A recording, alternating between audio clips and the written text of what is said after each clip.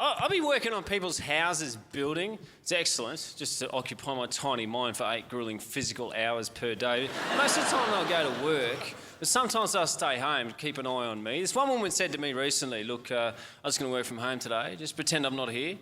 Just carry on and do whatever you do if I wasn't here. I said, oh yeah, fair enough. And not even 5 minutes later, I was lying on her bed going through a handbag. And she busted in and started screaming at me. You know?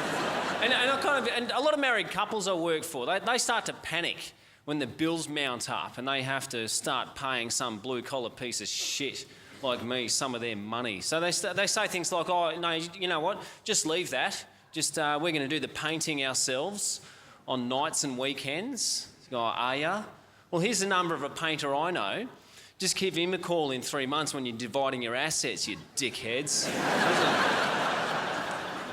Very good reason modern marriages last exactly the same amount of time it takes for 2 unskilled people to paint 3/4 of a house.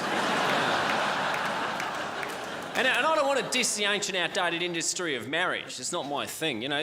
Marriage is excellent. Weddings are the best part of it. Some of the best days of my life have been spent at weddings. So, some women, right, I'm not going to say all, and find myself in the letters to the editor again, but, you know, so some women on their wedding day, they'll just go right out of their way to just make themselves completely unrecognisable.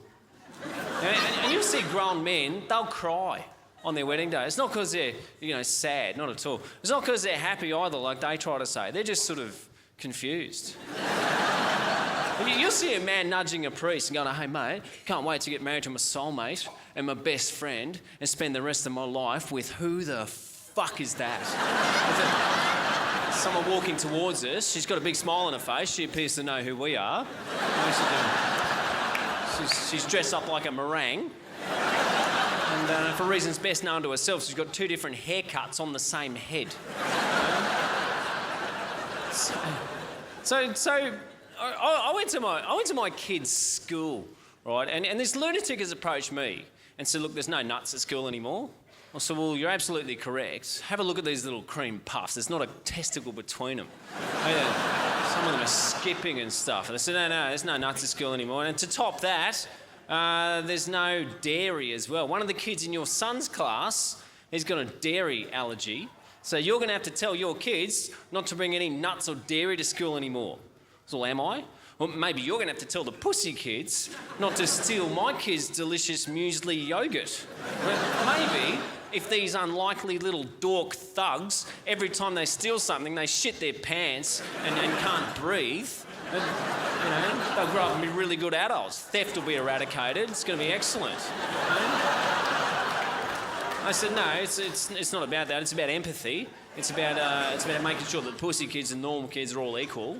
And, you know, if they're all little champions, 4th place gets a rib and all that sort of business, you know. And I said, oh, yeah, fair enough, well done. But, you know, and as luck would have it, the next weekend, my little fella, he's had a big stack on his skateboard. It was one of those ones where for the first 10 seconds after impact, there was no noise.